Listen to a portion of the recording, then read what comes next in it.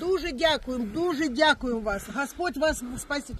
Спасибо, что вы нам помогаете. У нас нету магазина, очень много старых людей, у нас сильные обстрелы. Вы даже не представляете, как мы здесь живем.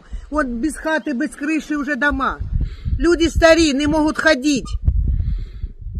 Я, как представник, я помогу всему селу, вот раздам все это. За медикаменты большое спасибо, вещи, хлебушек.